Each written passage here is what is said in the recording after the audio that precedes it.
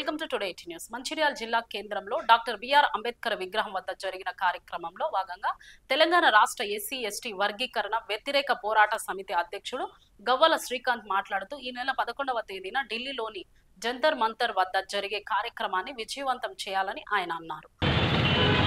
ఈరోజు SC ST వర్గీకరణ వ్యతిరేకంగా జాతీయ కమిటీతో పాటుగానే రాష్ట్ర కమిటీ ఇచ్చినటువంటి పిలుపులో భాగంగా మరి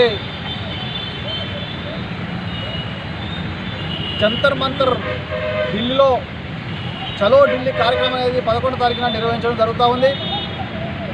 అదేవిధంగా తెలంగాణ అటు ఆంధ్రాలో ప్రజాప్రతినిధులకు వినతి పత్రం ఇవ్వాలని చెప్పేసి వినతి పత్రం ఇవ్వడం జరుగుతూ ఉంది. ఆ పిలుపులో భాగంగా మరి ప్రతి ఒక్కరు కూడా ఈ వర్గీకరణ వ్యతిరేకించే వాళ్ళందరూ ప్రజాప్రతినిధులకు అందరికీ వినతి పత్రాలు ఇవ్వాలని చెప్పేసి ఈ నెల 11వ తేదీన అదేవిధంగా చలో ఢిల్లీ కార్యక్రమం కూడా విజయవంతం చేయాలి. ఆ విజయవంతం చేయడానికి ఆంధ్ర రాష్ట్రాల నుంచి తెలంగాణ రాష్ట్రాల నుండి కూడా అధిక మొత్తంలో కూడా చలో ఢిల్లీ వెళ్ళాలని చెప్పేసి మేము కోరుతా ఉన్నాం. ఎందుకంటే ఎస్సీ ఎస్టీ వర్గీకరణ ఇది చట్టబద్ధమైనటువంటిది కాదు.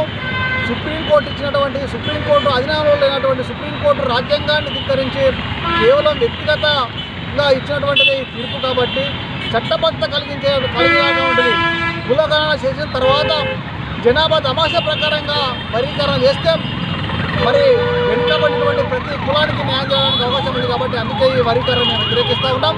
కాబట్టి ఇది వర్గీకరణ అనేది చట్టసభల్లో రాజ్యాంగబద్ధంగా జరగాలని చెప్పేసి మేము కోరుతూ ఉన్నాం. కాబట్టి మరి ఖచ్చితంగా ప్రతి ఒక్కరు కూడా ఈ దశల వారి ఆందోళన కార్యక్రమాల్లో పాల్గొనాలని చెప్పేసి మేము కోరుతూ ఉన్నాం.